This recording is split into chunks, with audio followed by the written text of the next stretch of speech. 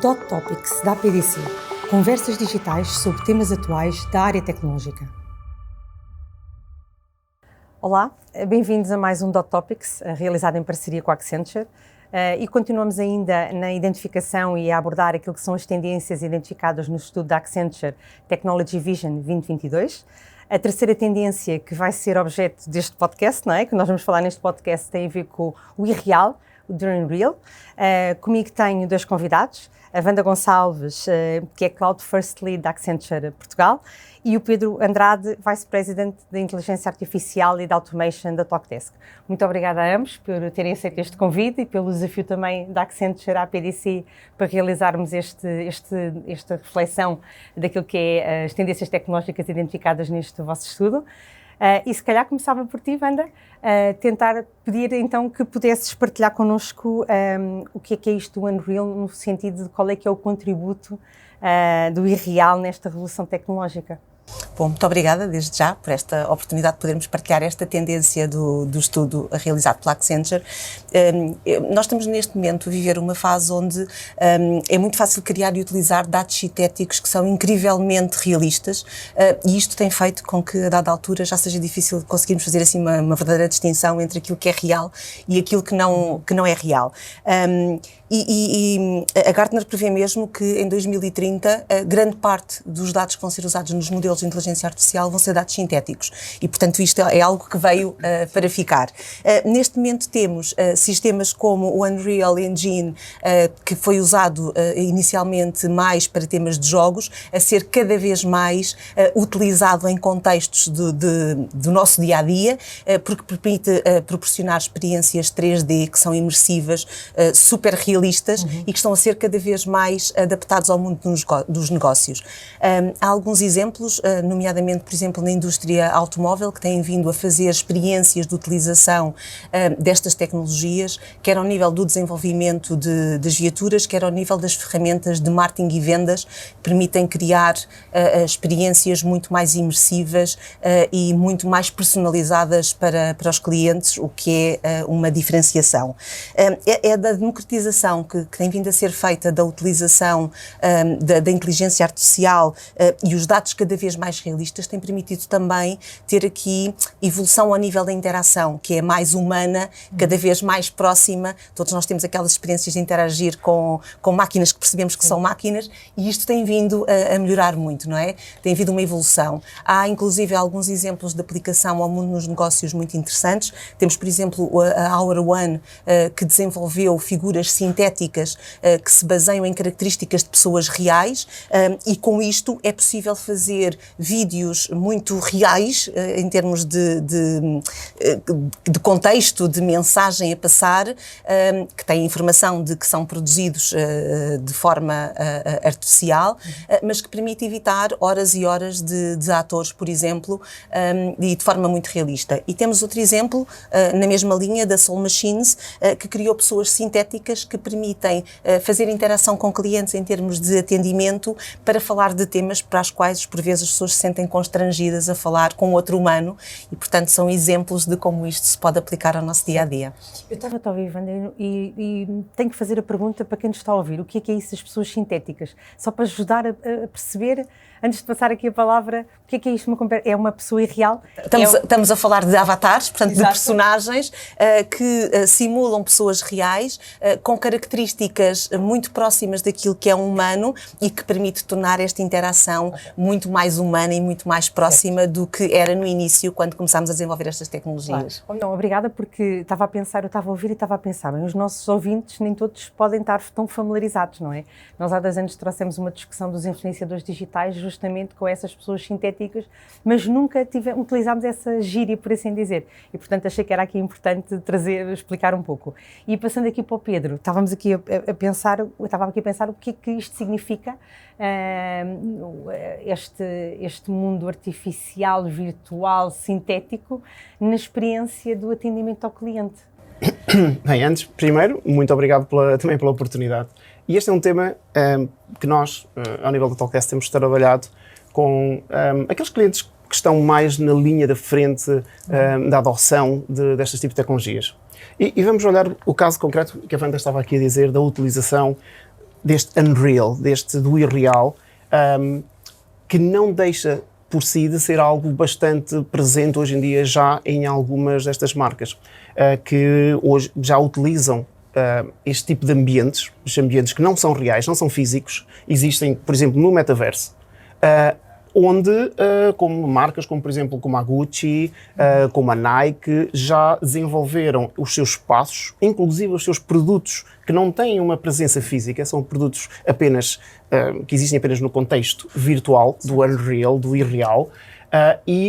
Quando estamos a falar de pessoas a interagirem em espaços virtuais, estamos a falar de marcas que trazem produtos, é praticamente impossível não falar do tema do apoio ao cliente.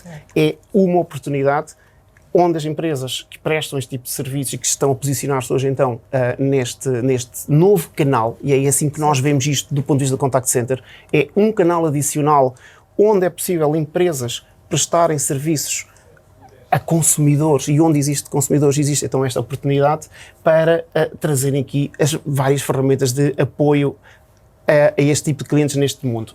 Ora bom, não havendo um balcão físico, não havendo um telefone onde ligar e não havendo uma outra aplicação no nosso telemóvel onde fazer, temos que ajustar a prestações de serviço à tecnologia que estamos a falar. E é aqui onde este tipo de personagens virtuais fazem sentido. Quando nós pensamos que hoje em dia, por exemplo, muitos dos nossos clientes hoje na Talkdesk já utilizam automação e os agentes virtuais para falarem ou para interagirem digitalmente, quando transportamos isto para este mundo do unreal, do irreal, temos também que trazer os avatares, estas personagens virtuais, então para um lado trazerem parte da automação, mas também os próprios agentes vão ter aqui um papel fundamental na sua virtualização e o próprio serviço também ser ele mesmo passado para este novo canal, porque vai trazer aqui uma série de desafios interessantes e que estão a ser trilhados à medida que avançamos neste caminho com clientes. Claro. É mesmo um desafio pensar como é que as marcas, que sempre falámos no tema das marcas se personalizarem, da personalidade da marca, agora vamos ter mesmo uma personalidade, uma pessoalização das marcas no metaverso, não é? E aqui passava um bocadinho também qual é que tu achas que vão ser. Começamos já a falar dos riscos. Quais é que achas que vão ser os riscos de segurança para o futuro, quando a gente tiver esta personalização, à medida que o sintético se vai fundido com o real? Como é que achas que podem ser mitigados os riscos? Bom, eu diria que o mundo irreal tem tido nos últimos tempos alguma má fama. Temos assim uma série de não muito bons exemplos de propagação de notícias que não são verídicas, não é? E o uso malicioso da informação tem sido lucrativo para aquilo que nós chamamos de alguns maus atores, porque em verdade isto não há só gente de boa índole, não é? Tem aberto espaço inclusive à criação de agências de desinformação que com muita facilidade e com um custo relativamente baixo conseguem propagar informações que não são verídicas e que protege aqueles que pagaram para que a informação circule, que não assumem, não ficam com a responsabilidade, embora tenham sido eles que puseram a informação a circular. E isto é algo que de alguma forma configura um risco, porque esta informação falsa que circula tende a difundir-se mais rápido, vai mais longe, porque estamos a falar de canais digitais, e portanto pode deixar a verdade algo em risco, e é uma preocupação para nós enquanto cidadãos e para as empresas que têm que proteger as suas marcas e os seus negócios neste contexto, como estavas a referir, marcas de renome. Sim. E que têm muito a proteger, não é? São elas sempre as dianteiras, não é? Sempre. E são as apetecíveis, não é? Claro. Portanto, quando há temas destes, é apetecível, quanto mais a figura ou a empresa é reconhecida, mais apetecível é ir atrás destas informações. E é um facto que a utilização da inteligência artificial nos bots de social media pode propagar de forma muito intensa as histórias, as reais e as não reais. Portanto, funciona de forma muito positiva quando a história é real e quando é usada com boa fé e boa índole, mas a inversa também é verdadeira, não é? E é essa que nos preocupa do ponto de vista de riscos. Há uma pesquisa recente da Universidade de Brown, em que durante o estudo que eles realizaram, eles verificaram que cerca de 25% dos tweets que ocorreram sobre a crise climática foram gerados por bots. e que cerca de 38% dos tweets que existem sobre ciência são gerados por bots e, portanto, a informação menos fidedigna também se propaga com uma rapidez maior neste contexto. Há uma outra investigação também muito interessante americana em que eles concluíram que 45 a 60% das contas do tweet que discutem temas de Covid são geradas por bots. Estamos a falar de 60%, portanto mais de metade das discussões que existem no Twitter relacionadas com Covid são geradas por máquinas e não por interações humanas. E portanto a desinformação é cada vez mais sedutora, mais interessante, mais próxima daquilo que é a realidade e portanto mais difícil de nós fazermos a distinção, e isto é uma preocupação grande. No estudo que a Accenture fez a nível global, verificámos que 99% dos executivos revelam preocupação com tudo o que tem a ver com deepfakes e com ataques de desinformação que podem fazer um atentado sério e danos importantes nas marcas. Então o que é que podemos fazer, não é? Se isto é uma realidade e esta nós não conseguimos contrariar, o que é que podemos fazer para pelo menos mitigarmos o impacto possível destes riscos? Desde logo há que garantir a autenticidade da informação, não é? É muito importante proteger a organização e proteger os clientes de tudo o que é o uso malicioso do irreal que anda por aí a circular. E isto passa por um conjunto de ações. Portanto, desde logo é importante identificar tudo o que são aplicações maliciosas que advenham do uso de tecnologias do irreal, antes disto se tornar um risco sistémico e, portanto, depois já termos que andar a correr atrás do prejuízo, portanto, conseguirmos antecipar. E isto faz-se focando muito em tudo o que tem a ver com a veracidade e a proveniência da informação, a tal validação prévia de onde é que a informação está a vir. Depois é muito importante que as organizações façam o balanço das políticas a que o negócio deve aderir sempre que mete temas de inteligência artificial, portanto, o uso que vamos dar a estar de alguma forma regulamentado dentro da organização e ser claro que tipo de uso vamos dar aos dados que vamos trabalhar. Também é muito importante diferenciar o uso das tecnologias do mundo irreal e criar relações de confiança com os clientes, e isto faz-se comunicando um propósito que é muito claro para com os clientes e a testar a genuidade da informação relativa à empresa e relativamente aos resultados da organização. Portanto, tem que ser claro em que contexto é que estamos a utilizar e para quê aquela informação. E isto dá credibilidade, autentica a razão de ser do trabalho que estamos a desenvolver. E depois é muito importante que as organizações tenham um plano para saber como lidar com temas, porque elas vão acontecer mais cedo ou mais tarde, que podem impactar a marca, e é importante cenarizar e ter um plano para saber como é que vão agir no momento em que acontecer, porque quase seguramente vai acontecer, e é importante estar preparado, praticar, formar as pessoas, garantir que temos a nossa organização preparada para endereçar este tema. Claro. Mas daquilo que estavas a dizer, eu retive aqui algumas palavras que vão fazer aqui a ponte para o Pedro, que têm a ver com a autenticidade, por via da autenticação, a ganhar a credibilidade, a confiança. Portanto, Pedro, como é que vocês, especialistas, peritos no contact center, no atendimento ao cliente, qual é que é a vossa visão para esta prestação de serviços de suporte em canais como o metaverso, com estes desafios que a Wanda acabou por nos enumerar? Em primeiro lugar, são sempre desafios. Já são desafios hoje e que vão ser exponenciados à medida que embarcamos mais neste caminho do irreal. Porque hoje em dia, à medida que conseguimos, historicamente temos essa prova, né? Cada vez que conseguimos agarrarmos a alguma coisa física, é sempre mais fácil. Temos uma cara de uma pessoa que reconhecemos a um balcão, temos uma impressão digital, não é?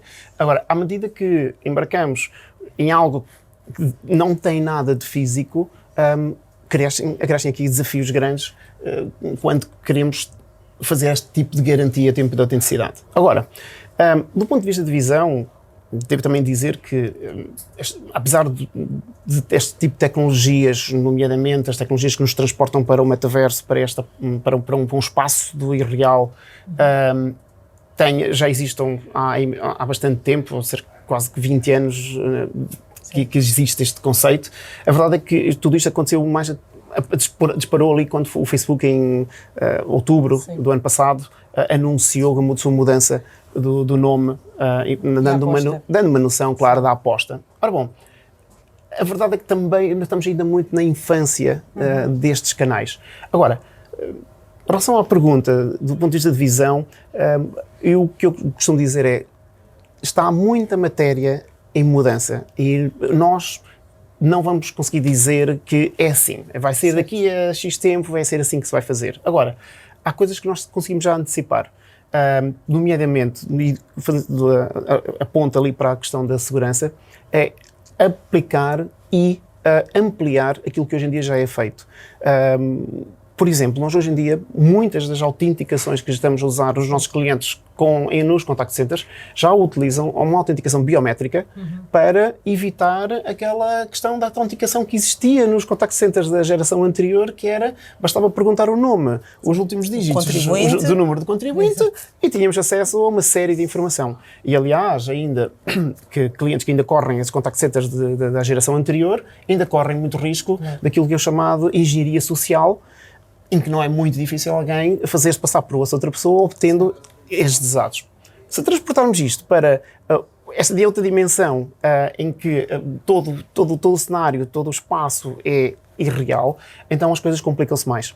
Trazer tecnologias de autenticação biométrica que possam fazer a ponte entre a pessoa física e a sua correspondente virtual é e vai continuar a ser absolutamente fundamental fazermos isto. Portanto, no ponto de vista do contact center, a autenticação da pessoa que está a ser feita, seja por tecnologias de biometria, utilizando várias tecnologias, não apenas da voz, como hoje em dia já acontece nos nossos contact centers, a minha voz é a minha chave. Essa é a única coisa que eu preciso dizer para poder ficar autenticado perante todo um sistema. E, portanto, impossível ou muito, muito difícil de ser viciado ou de alguma outra maneira hackado, que esta é a palavra certa, por outros. Portanto, vemos isto a ser ampliado também nestes canais então do Unreal. E é por aqui que temos que apostar, garantir que a pessoa ou o bem são identificados no momento em que vamos prestar um serviço ou dar informação sobre isso. Hoje em dia já existe alguma desta tecnologia, muita desta tecnologia é usada hoje em dia e nós prevemos claramente ampliar essa aplicação neste canal novo do Unreal. Sim. Pedro, estava-te a ouvir e estava a pensar que deve haver também uma certa ambivalência quando se está a negociar com um cliente, não é? Em termos daquilo que é o atendimento ao cliente, do serviço, dos métodos de autenticação que vão ser implementados. E deve haver uma certa ambivalência entre aquilo que é a segurança necessária, como é que vamos mitigar estes riscos, e aquilo que é a facilidade do cliente na interação com a marca.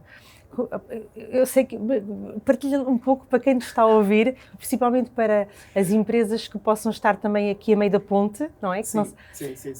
Sabes que há um ponto aqui importante, que é, na grande maioria destas empresas já sofreram e continuam a sofrer por conta deste tipo de ataques de engenharia social. É muitíssimo fácil, é absolutamente incrível, fácil como... a realidade já facilitou o vosso trabalho. Exato, a própria realidade já hoje empurra para a necessidade desta adoção. O desafio para nós, empresas de tecnologia, é garantir que trazemos a tecnologia de uma maneira praticamente transparente e impedindo problemas de experience. Como nós costumamos aqui dizer, a experiência que eu tenho ao ligar para um contact center, ela, para ser segura, não tem obrigatoriamente que ser uma experiência complicada. Sim.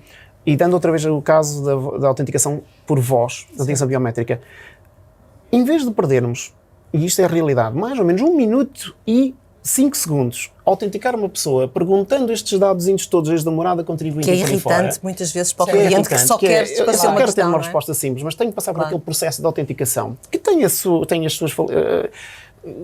seus problemas, como todos sabemos. É muitíssimo mais simples. Eu ligo, sou pedido para repetir uma frase, diga esta frase, e eu digo uma frase, por exemplo, a minha voz é a minha chave. Quando eu digo isto, estou imediatamente autenticado com a impressão digital da minha voz. Sim.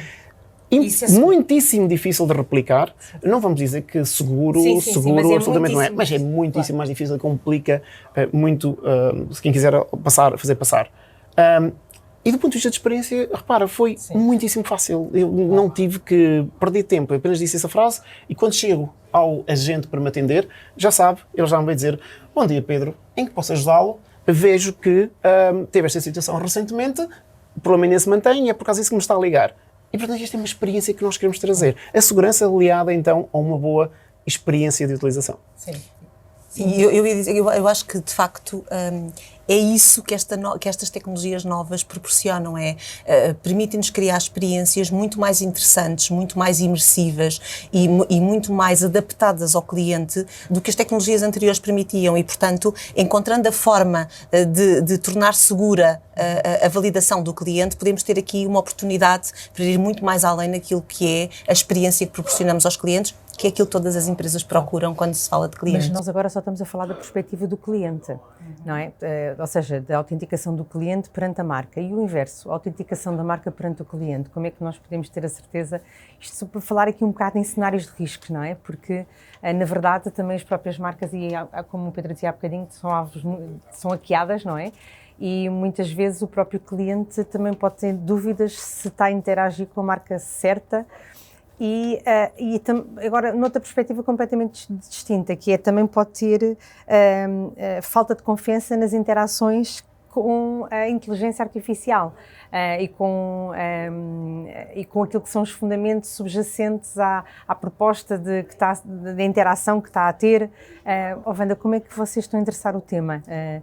Eu diria que isso é cada vez mais assim e quanto mais nós evoluímos nesta senda de tornar o mundo irreal mais próximo daquilo que é o mundo real e ter esta fronteira entre o que é e o que não é muito ténue, mais a questão se verifica. Aliás, todos nós, muitas vezes, quando vemos um vídeo em canais sociais, temos dúvidas, isto é mesmo verdade? Certo. Será que aconteceu mesmo? Espera, mas a pessoa que lá está é credível. Já nem vou tão longe. Quantos de nós é que não temos dúvidas quando nos tocam à porta ou quando nos telefonam a dizer que se representam determinada marca e nós não ficamos na dúvida. Verdade. E é um real, só que é um real longe e, portanto, muitas pessoas preferem ainda ter a certeza que são atendidas na loja, o old fashion, não é? Mas este é um pequeno exemplo. Agora, quando passarmos tudo para o mundo irreal...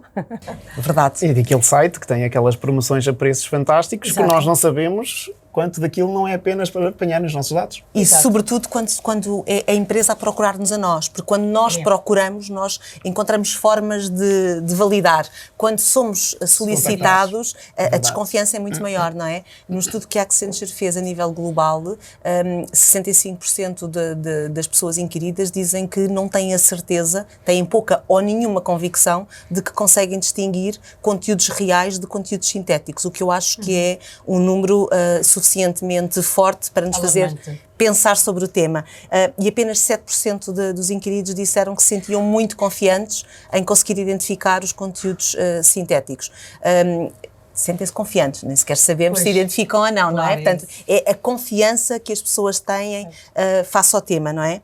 E, portanto, o objetivo com que se começou a utilizar a inteligência artificial é um objetivo muito nobre, resolve-nos imensos problemas ao nível de enviesamento de dados, porque estamos a falar de humanos a trabalhar informação e os enviesamentos estão presentes em todo o lado e, portanto, com dados sintéticos nós conseguimos mitigar esses enviesamentos, conseguimos mitigar temas de privacidade de dados, que cada vez são mais importantes e, portanto, os nossos modelos, os algoritmos têm conseguido vir a evoluir muito com a utilização de dados sintéticos na análise que se faz.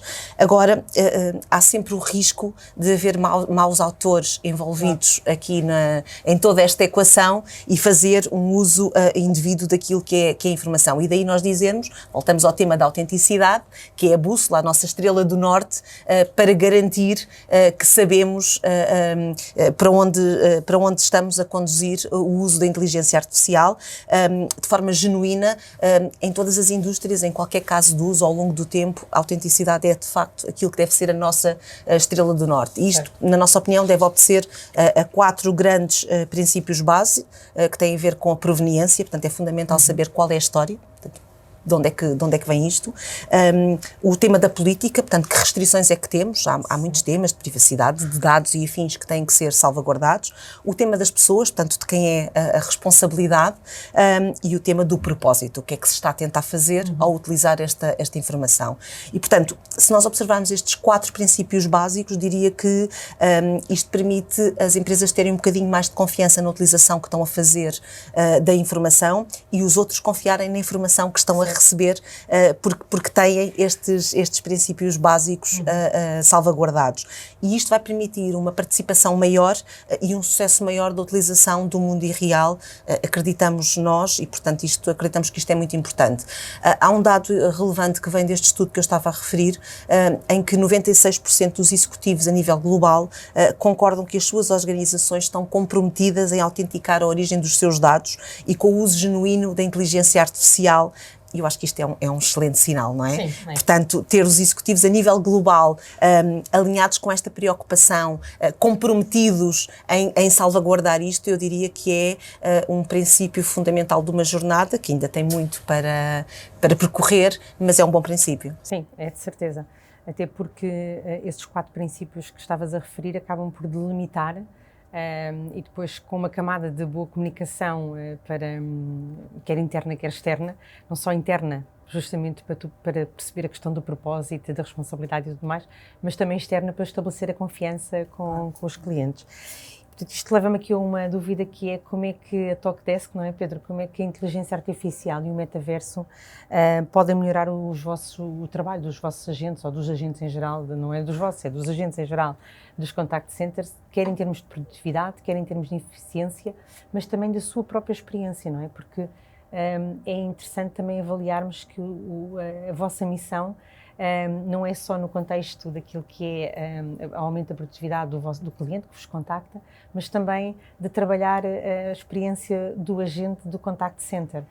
Até porque num panorama atual de escassez de talento, é importante nós salvaguardarmos e termos aqui um employer branding que cuida também dos seus trabalhadores e de certeza que vocês, quando estão a pensar nisto, a inteligência artificial e o metaverso vai tirar aqui algumas rotinas, vai potenciar alguma eficiência e também vai ajudar os próprios colaboradores a sentirem-se mais úteis naquilo que estão a fazer.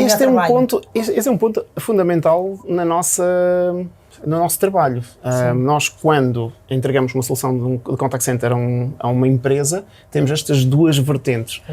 Garantir que, naturalmente, essa empresa vai conseguir prestar um serviço de qualidade ao contacto, à pessoa que está a ligar, mas há um ponto fundamental, que são os agentes. Os agentes têm, e nós utilizamos a inteligência artificial como uma forma de trazer aquilo que nós chamamos o agente do futuro.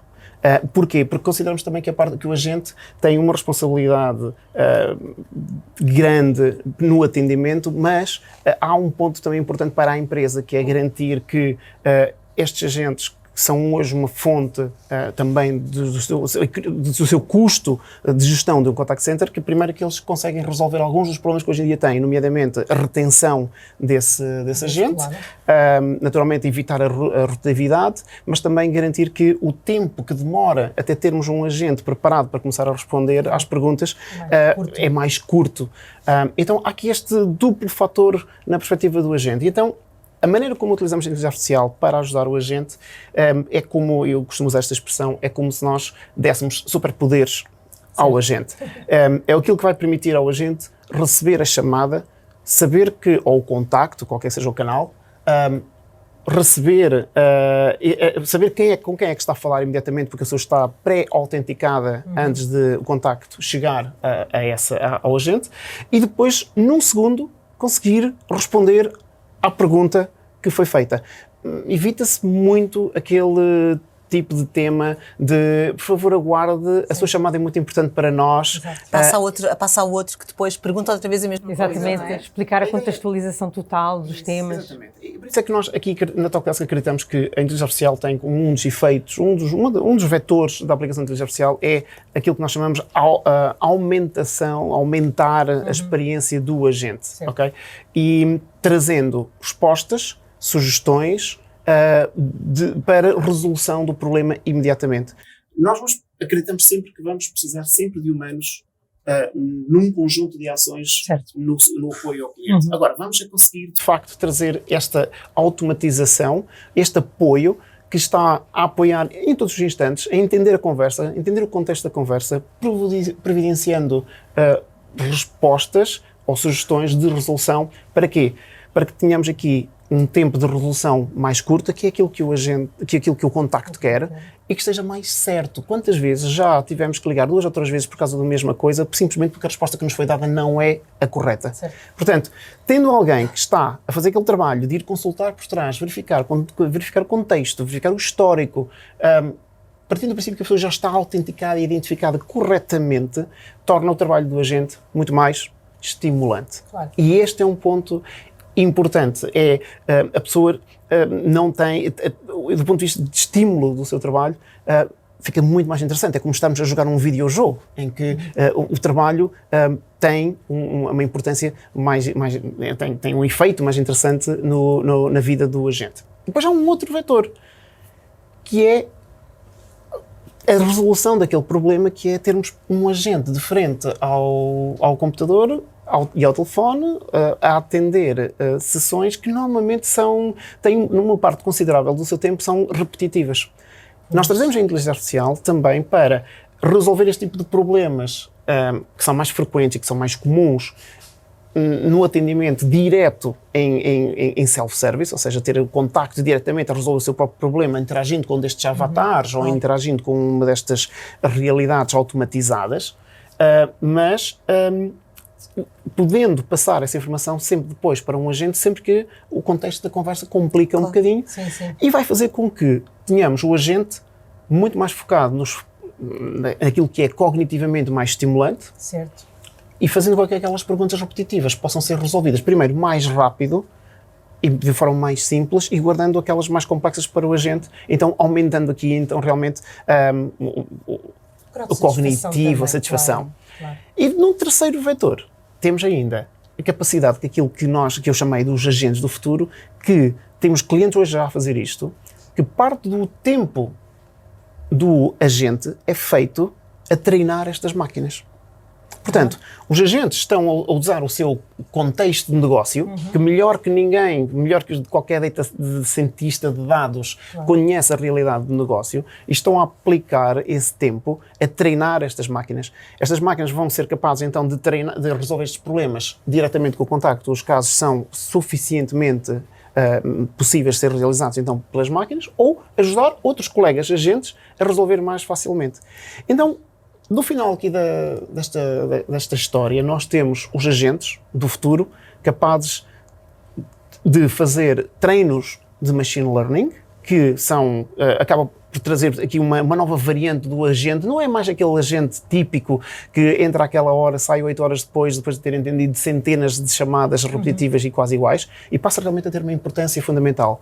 Resolver problemas complexos e treinar máquinas no atendimento mais eficiente e mais rápido para o contacto. Sim. É todo um novo paradigma, não é? Do ponto de vista de contact centers. Porque que é quase uma questão social também. Isso. É refazer e redesenhar uma classe social de operadores de call center que passam a ter uma visão e passam a ter uma amplitude de atuação muito para além do atendimento telefónico, como costumávamos ver até aqui.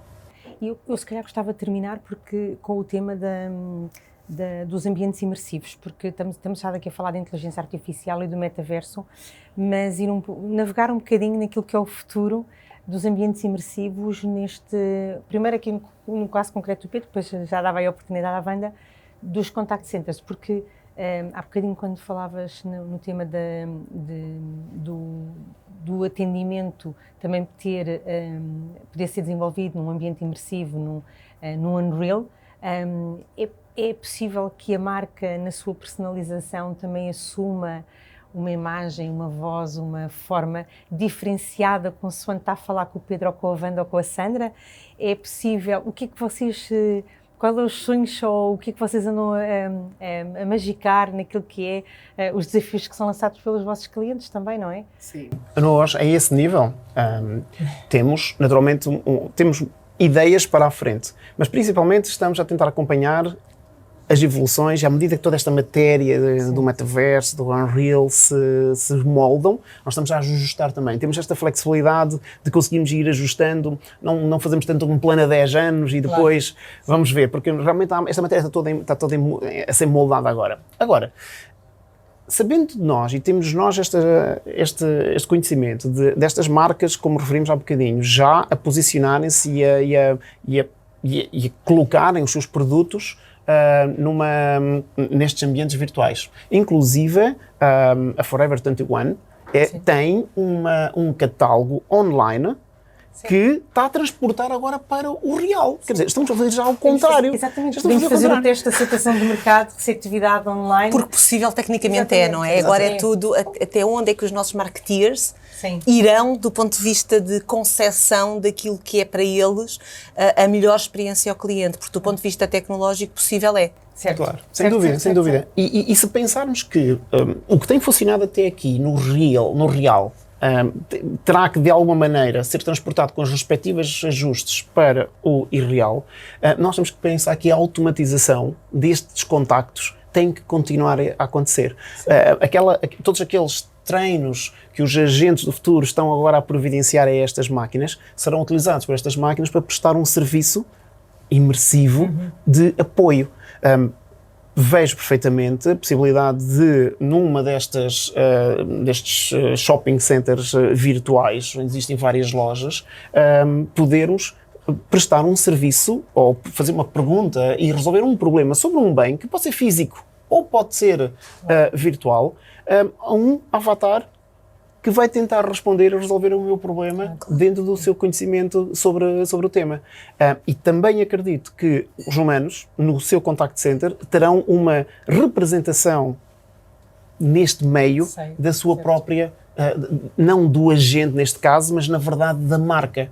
Então nós conheceremos os agentes pela cara que quer ser feita e trabalhada pela própria marca em si. Sim, e o potencial que isto tem, Wanda, para as telecomunicações, não é?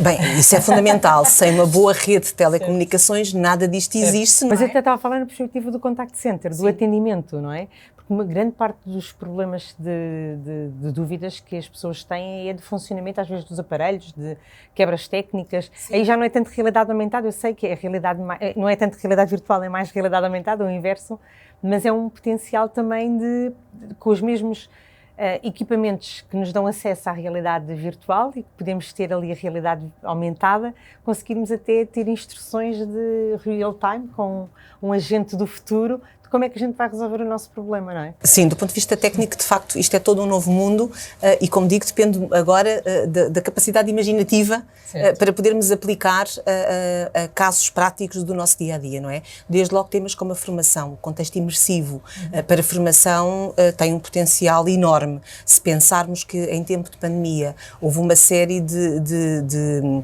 coisas práticas, de estágios, de formações práticas, de aulas de laboratório que deixaram de acontecer porque não havia a possibilidade de experimentar. Com isto nós podemos, não ultrapassamos, não substituímos, mas criamos condições para que não se tenha que interromper e para que possa ser um complemento. E depois há toda uma outra experiência de experimentamos um corte de cabelo e uma cor de cabelo sem ter que ser ao vivo e a cores no nosso próprio cabelo, mas com um avatar nosso que tem a nossa imagem, podemos ver como é que a roupa nos fica quando compramos num site online sem estarmos a vestir e aquela coisa de vem, nós experimentamos e depois vamos devolver. Portanto, tudo isto é uma nova forma de experienciar que a tecnologia nos permite, assim haja a capacidade, a imaginação e o interesse. Fazer bons encontros de quadros também, não é? Pode. Sem implicar tudo o que é as viagens. Bem, obrigada por esta perspectiva do Unreal. Quer na Talkdesk, quer na Accenture. Agradecer a ambos a vossa participação neste Dot Topic e agradecer também aos nossos ouvintes, esperando que se juntem a nós no próximo. Muito obrigada.